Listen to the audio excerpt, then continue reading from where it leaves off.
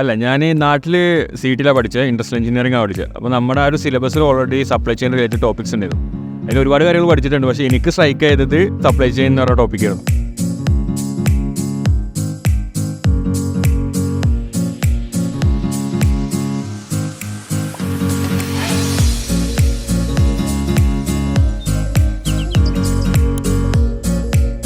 നമുക്കറിയാം, technical field എടുത്തു കഴിഞ്ഞാൽ ഇന്നത്തെ ഏറ്റവും ജോലി സാധ്യതയുള്ള ഫീൽഡുകൾ ഏതാണെന്ന് ചോദിച്ചാൽ artificial intelligence, robotics, cyber security, ഇതൊക്കെയാണെന്ന് അറിയാം. അതേപോലെ തന്നെ ഇന്ത്യയിൽ ഇന്ന് ഏറ്റവും ട്രെൻഡിങ് ആയിട്ടുള്ള മാനേജ്മെൻറ്റ് ഫീൽഡ് ഏതാണെന്ന് ചോദിച്ചു കഴിഞ്ഞാൽ അതിൽ ഏറ്റവും മുൻനിരയിൽ നിൽക്കുന്ന ഒന്നാണ് logistics and supply chain management. എന്നാൽ അത് നാട്ടിൽ മാത്രമാണ് ജോലി സാധ്യത ഉള്ളത്. വിദേശത്ത് പോളണ്ടിലെത്തി ഇൻ്റർനാഷണൽ ബിസിനസ് കഴിഞ്ഞ ശേഷം ലോജിസ്റ്റിക്സ് സെക്ടറിലേക്ക് ജോലി ചെയ്തുകൊണ്ടിരിക്കുന്ന നിഷിനാണ് നമ്മുടെ ഒപ്പം ജോയിൻ ചെയ്തത്. So welcome Nishin to the show.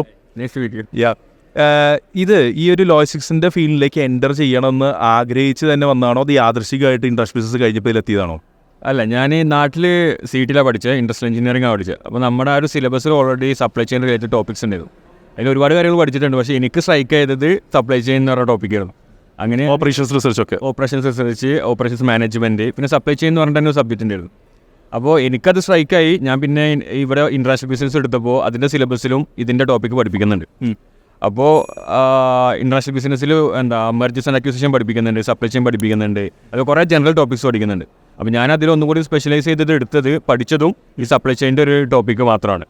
അപ്പോൾ അങ്ങനെയാണ് ഞാൻ ഈ സപ്ലൈ ചെയിനിൽ എത്തുന്നത്. സോ ഇൻ്റർനാഷണൽ ബിസിനസ് എന്ന് പറയുന്ന ഒരു കോഴ്സ് എടുക്കാൻ കാരണം ഈ ലാംഗ്വേജ് ബാരിയർ എന്നുള്ളൊരു സംഭവത്തിനെ അവോയ്ഡ് ചെയ്യാൻ വേണ്ടിയിട്ടാണോ?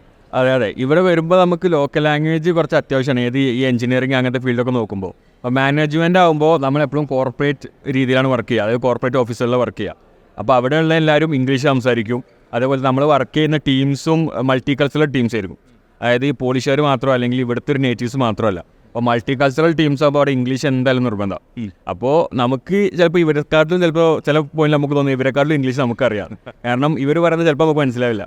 അപ്പോൾ ആരും അതിൽ നോക്കുമ്പോൾ നമ്മളാണ് കുറച്ച് മുകളിൽ നിൽക്കുന്നത്. അപ്പോൾ എന്താണെന്ന് വെച്ച് കഴിഞ്ഞാൽ ആ ഒരു മാനേജ്മെൻറ്റ് ഫീൽഡ് എടുക്കുമ്പോൾ നമുക്ക് കുറച്ചും കൂടിയും ഇംഗ്ലീഷ് അറിഞ്ഞുകൊണ്ട് തന്നെ വർക്ക് ചെയ്യാം. ലോക്കൽ ലാംഗ്വേജ് അറിയാണ്ട് തന്നെ നമുക്ക് കോർപ്പറേറ്റ് ഓഫീസുകളിലൊക്കെ വർക്ക് ചെയ്യാൻ പറ്റും. ഇത് BTech കഴിഞ്ഞ് MBA, ഞാൻ എന്നോട് തന്നെ ചോദിക്കുന്ന ചോദ്യമാണ്. BTech 4 വർഷം പഠിച്ചതിന് ശേഷമാണ് ഞാൻ MBA എടുത്തത്. അതൊരു ട്രെൻഡ് കുറച്ച് കാലം മുന്നേ തുടങ്ങിയതാണ്, ഇന്നും തുടരുന്നുണ്ട്. ശരിക്ക് MTechഉം അല്ലെങ്കിൽ റിസർച്ചിന് ഒരുപാട് സാധ്യതകളുള്ള സ്ഥലമാണ് യൂറോപ്പ് എന്ന് പറയുന്നത്. പക്ഷേ നിഷിൻ ഓപ്റ്റ് ചെയ്ത് അഗെയിൻ BTech കഴിഞ്ഞൊരു ഇൻ്റർനാഷണൽ ബിസിനസ് MBA ആണ്. ശരിക്ക് എന്തായിരുന്നു ഒരു കാരണം? അതായത് ജോലി സാധ്യതയാണോ, ശരിക്കും ഇൻട്രസ്റ്റ് തന്നെയാണോ?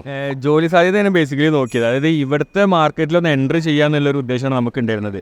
അതായത് യൂറോപ്പിൽ വരിക, യൂറോപ്പിൽ നിന്ന് ഒരു ഡിഗ്രി എടുക്കുക. അപ്പോൾ ഞാൻ നോക്കുമ്പോൾ ഇവിടെ നല്ലൊരു യൂണിവേഴ്സിറ്റി ഉണ്ട്. ഇപ്പോൾ വാർസോയിൽ തന്നെ, പോളണ്ടിൽ തന്നെ one of the best business സ്കൂളാണ് ഞാൻ പഠിച്ചത്, SGH Warsaw school of economics. അതുപോലെ തന്നെ യൂറോപ്പിലെ തന്നെ ടോപ്പ് 100 വരുന്ന യൂണിവേഴ്സിറ്റിയാണ്. അപ്പോൾ ആ ഒരു യൂണിവേഴ്സിറ്റിയിൽ പഠിക്കുക, അവിടുത്തെ ഇൻ്റർനാഷണൽ ബിസിനസ് കോഴ്സ് എടുക്കുക. അപ്പോൾ അത് MBAയുടെ കോഴ്സ് ആയിരുന്നു. അപ്പോൾ അങ്ങനെയാണ് ഞാൻ ആ കോഴ്സിൽ ലാൻഡ് ചെയ്യുന്നത്. ഓക്കെ. ഇതിൽ ഇവിടുത്തെ എനിക്ക് വേണം ഡിപ്പെൻഡൻറ്റിനെ കൊണ്ടുവരാനുള്ള, സ്റ്റുഡൻ്റ് ആയിരിക്കുമ്പോൾ കൊണ്ടുവരാനായിട്ടുള്ള ബുദ്ധിമുട്ടുകൾ അല്ലെങ്കിൽ പേപ്പർ വർക്ക്സിനെയൊക്കെ എങ്ങനെയാണ് നോക്കി കാണുന്നത്? സ്റ്റുഡൻ്റ് ആയിരിക്കുമ്പോൾ കൊണ്ടുവരാന്ന് വെച്ചാൽ നമുക്ക് നമ്മുടെ ഒരു സാലറി റേഞ്ച് ഉണ്ടാവും. അപ്പോൾ നമുക്ക് സാലറി എത്രയാണോ കിട്ടുന്നത്, നമുക്കൊരു ഡിപ്പെൻഡൻറ്റിനെയും കൂടിയും നമുക്ക് കൊണ്ടുവരാനുള്ളൊരു ക്യാപ്പബിലിറ്റി നമുക്ക് ഉണ്ടോ നോക്കിയിട്ടാണ് ഇവരിത് അപ്രൂവ് ചെയ്യുന്നത്. സ്റ്റുഡൻ്റ് ആയിരിക്കുമ്പോഴും അതെ, വർക്ക് ചെയ്യുമ്പോഴും അതെ. അപ്പോൾ സ്റ്റുഡൻ്റ് ആയിരിക്കുമ്പോൾ എന്താണെന്ന് വെച്ചാൽ നമുക്ക് നമ്മളൊരു റൂമിൻ്റെ റെൻറ്റും നമ്മുടെ ഒരു മാസത്തെ ചിലവും സ്റ്റുഡൻറ്റിൻ്റെ ഫീയും എല്ലാം കൂടി കാൽക്കുലേറ്റ് ചെയ്യുമ്പോൾ നമുക്ക് ആ റേഞ്ചിലുള്ള സാലറി ജോലി ചെയ്തിട്ട് എത്തില്ല ഒരിക്കലും ഇല്ല. അപ്പോൾ വർക്ക് ചെയ്യുന്ന ഒരാളെ സംബന്ധിച്ചിടത്തോളം നമുക്ക് ആ ഒരു റേഞ്ച് ഓഫ് സാലറി ഉണ്ടെങ്കിൽ രണ്ടുപേരെ നോക്കാനും, രണ്ടുപേരുടെ റെൻ്റ് അടക്കാനും, രണ്ടുപേരുടെ എക്സ്പെൻസ് മീറ്റ് ചെയ്യാനുമുള്ള സാലറി കിട്ടുന്നുണ്ടെങ്കിൽ നമുക്ക് സ്വാഭാവികമായിട്ട് അപ്ലൈ ചെയ്താൽ എന്തായാലും റിജക്ഷൻ ഇല്ലാണ്ട് തന്നെ കിട്ടുകയും ചെയ്യും. ഇവിടുത്തെ ഒരു കൾച്ചർ എന്ന് പറയുന്നത് എനിക്ക് തോന്നുന്നത് ചെക്ക് റിപ്പബ്ലിക്കിലും അതുപോലെ പോളണ്ടിലും, ഞാനിത് നെഗറ്റീവായിട്ട് പറയുന്നതല്ല, ഇപ്പോൾ ആംസ്റ്റർഡാമിലോ അല്ലെങ്കിൽ ഡെൻമാർക്കിലോ സ്വീഡനിലോ ഓസ്ട്രിയയിലോ ഹംഗറിയിലോ ഒക്കെ തന്നെ വളരെയധികം ഇംഗ്ലീഷ് സംസാരിക്കേണ്ട ആൾക്കാർ.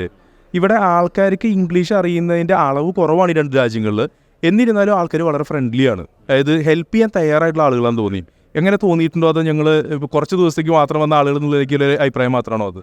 ഇല്ല, ആൾക്കാർ ഫ്രണ്ട്ലി. ഇപ്പോൾ നമ്മൾ ഏത് നാട്ടിലെടുത്ത് കഴിഞ്ഞാലും കുറച്ച് റിസർവ് ആയിട്ടുള്ള ആൾക്കാരും ഉണ്ടാവും, കുറച്ച് ഓപ്പൺ മൈൻഡ് ആയിട്ടുള്ള ആൾക്കാരുണ്ടാവും. ഇവിടെ ഒരു പകുതിയിലേറും ഓപ്പൺ മൈൻഡ് ആയിട്ടുള്ള ആൾക്കാരാണ്. പക്ഷെ നമ്മൾ അങ്ങോട്ട് കയറി സംസാരിക്കണം. ഇപ്പോൾ പോളിഷുകാർ എന്നുള്ള രീതിയിൽ അവർ നമ്മുടെ അടുത്ത് ഇങ്ങോട്ട് വന്നിട്ട് കമ്പനി ആവുന്നത് വളരെ ചുരുക്കമാണ്. പക്ഷെ നമ്മൾ അങ്ങോട്ട് അവരുടെ പോയി സംസാരിച്ച് അവരുടെ ഒന്ന് ഇടവൈകി ഒരു ഫ്രണ്ട് സർക്കിൾ ആയി കഴിഞ്ഞാൽ പിന്നെ അവർ ഭയങ്കര ഓപ്പണാണ്, നമ്മൾ എന്ത് ഹെൽപ്പിനും ചെയ്യും. ഇപ്പോൾ നമുക്ക് തന്നെ ഒരു ടാക്സ് ഓഫീസിലോ അല്ലെങ്കിൽ എന്തെങ്കിലും ഗവൺമെൻറ് ഓഫീസിലോ എന്തെങ്കിലും ആവശ്യത്തിന് പോകാമെന്നുണ്ടെങ്കിൽ അവർ ഹെൽപ്പിനുണ്ടായിരിക്കും. അവർ ഹെൽപ്പിനുണ്ടായിരിക്കും. അപ്പോൾ നമ്മൾ ഫ്രണ്ട്സ് ആരെങ്കിലും പോലീസുകാരുണ്ടെങ്കിൽ അവരെ വിളിച്ച് കഴിഞ്ഞാൽ അവർ സ്വാഭാവികമായിട്ട് ഹെൽപ്പ് ചെയ്യും. അതേപോലെ തന്നെ ഇപ്പോൾ റൂം റെൻറ്റിന് എടുക്കുന്ന കേസ്, അപ്പോൾ നമുക്ക് ഇംഗ്ലീഷ് സംസാരിച്ചുകൊണ്ട് ഇവിടുത്തെ ടെനൻസ് എല്ലാം കുറേ പോളിഷുകാരാണ്. അപ്പോൾ അവരുടെ അടുത്ത് പോളിഷിൽ സംസാരിച്ച് നമുക്ക് റൂം റെൻറ്റിന് കോൺട്രാക്ട് ചെയ്ത് അങ്ങനത്തെ കുറേ ബുദ്ധിമുട്ടുകളുണ്ട്. അപ്പോൾ നമുക്കൊരു പോളിഷ് ഫ്രണ്ട് ഉണ്ടെന്നുണ്ടെങ്കിൽ അവർ സ്വാഭാവികം നമ്മളെ ഹെൽപ്പ് ചെയ്യും. അവർക്ക് അതിലൊന്നും അങ്ങനെ മടിയൊന്നുമില്ല ടൈപ്പല്ല. പോളണ്ടിലെ ഒരു പ്രശ്നമാണെന്ന് വെച്ചാൽ ഓരോ സ്ഥലങ്ങളിലും അഡ്മിനിസ്ട്രേറ്റീവ് ആയിട്ടുള്ള പ്രശ്നങ്ങൾ ഉണ്ടായിരിക്കാം. നമ്മൾ റെസിഡൻസ് കാർഡ് എന്ന് പറയുന്ന അപ്ലൈ ചെയ്യുന്നത് കുറച്ച് നേരത്തെ കണ്ട് നമ്മൾ അപ്ലൈ ചെയ്തില്ലെങ്കിൽ കുറച്ച് പ്രശ്നങ്ങളിലേക്ക് എത്തുമെന്ന് ഞാൻ കേട്ടിട്ടുണ്ട്. അത് നമ്മുടെ നാട്ടിനോട് അല്ലെങ്കിൽ ഇൻ്റർനാഷണൽ സ്റ്റുഡൻസിനോടുള്ള ഡിസ്ക്രിമിനേഷൻ ആയിട്ടാണോ അതോ അവരുടെ ഒരു അഡ്മിനിസ്ട്രേറ്റീവ് ഓഫീസിലെ ആൾക്കാരില്ലാത്തതിൻ്റെ പോരായ്മയാണോ അത്? എനിക്കൊരിക്കലും ഒരു ഡിസ്ക്രിമിനേഷൻ ആയിട്ട് തോന്നിയിട്ടില്ല. കാരണം ഇപ്പോൾ വാർസോ പോലത്തെ സിറ്റി, വാർസോ, ബ്രോസ്ലോ, ക്രാക്കോ ഇങ്ങനത്തെ സിറ്റിയിൽ ഒരുപാട് ഇമിഗ്രൻസ് വരുന്നുണ്ട്. ഇന്ത്യയിൽ നിന്നാണെങ്കിലും തുർക്കി, അതുപോലെ അസർബൈജാൻ, ഉസ്ബെക്കിസ്ഥാൻ, അങ്ങനെ ഒരുപാട് കൺട്രീസിൽ നിന്ന് ഇവിടെ ഇമിഗ്രൻസ് വരുന്നുണ്ട്. അത്രയും തിരക്ക് വരുമ്പോഴുള്ള ബുദ്ധിമുട്ട്. അത്രയും തിരക്ക് വരുമ്പോൾ അവർക്ക് ഈ പേപ്പറെല്ലാം പ്രോസസ്സ് ചെയ്തെടുക്കാൻ ഒരു 6 to 8 months വരെ സമയമെടുക്കും.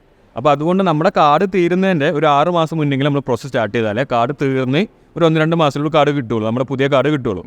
പക്ഷേ ഇപ്പോൾ എൻ്റെ അതൊരിക്കലും ഡിസ്ക്രിമിനേഷൻ്റെ ഭാഗമല്ല എന്നർത്ഥം. എൻ്റെ ഒരു ഫ്രണ്ട് ഇപ്പോൾ നോവിറ്റാർ എന്ന് പറഞ്ഞ വേറൊരു സിറ്റിയാണ്, ഔട്ടറിലൊരു സിറ്റിയാണ്. അവിടെ പോയിട്ട് കാർഡിന് അപ്ലൈ ചെയ്തിട്ട് കുറച്ച് എളുപ്പമായിരിക്കുവാണ്, കാരണം അവിടെ ഇമിഗ്രൻസ് കുറവാണ്. അപ്പോൾ അവന് ഒരു 2 to 3 months തന്നെ കാർഡ് കിട്ടി. അപ്പോൾ അങ്ങനത്തെ ഇൻഷുറൻസ്, അപ്പോൾ ഒരിക്കലും ഇതൊരു ഡിസ്ക്രിമിനേഷൻ ആയിട്ട് എനിക്ക് തോന്നിയിട്ടില്ല.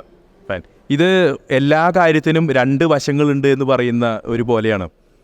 നമുക്ക് ഓരോ രാജ്യത്തിനെയും പുച്ഛിച്ച് തള്ളാനോ അവിടുത്തെ പ്രശ്നങ്ങളെ മാത്രം കാണാനാണെങ്കിൽ ആ പ്രശ്നങ്ങളിലേക്ക് മാത്രം ശ്രദ്ധിക്കാം. നേരെ മറിച്ച് ആ പ്രശ്നങ്ങളെ എങ്ങനെ മറികടക്കാം എന്നുള്ളതിന് ഏറ്റവും ഉദാഹരണമാണ് ഇപ്പോൾ നിഷിൻ പറഞ്ഞത്. നമ്മൾ പോളുന്ന ആൾക്കാരോടുള്ള ഡിസ്ക്രിമിനേഷനാണ് എന്ന രീതിയിൽ അങ്ങനെ ചിന്തിക്കാം. പക്ഷേ ഇവിടുത്തെ ആളുകളുടെ നമ്മുടെ അനുഭവം വെച്ച് ചിന്തിക്കുമ്പോൾ അതങ്ങനെയല്ല എന്ന് ചിന്തിക്കുന്നതാണ് നമുക്ക് യഥാർത്ഥമായിട്ടുള്ള ചിന്താഗതി. എന്തായാലും ഈ ഒരു മാർക്കറ്റിൽ കറക്റ്റായിട്ടുള്ള ഫീൽഡ് ചൂസ് ചെയ്ത് സക്സസ്ഫുൾ ആയിട്ട് കരിയർ ബിൽഡ് ചെയ്തുകൊണ്ടിരിക്കുന്ന നിഷിന് എല്ലാവിധ ആശംസകളും. Thank you so much for joining the show. Thank you.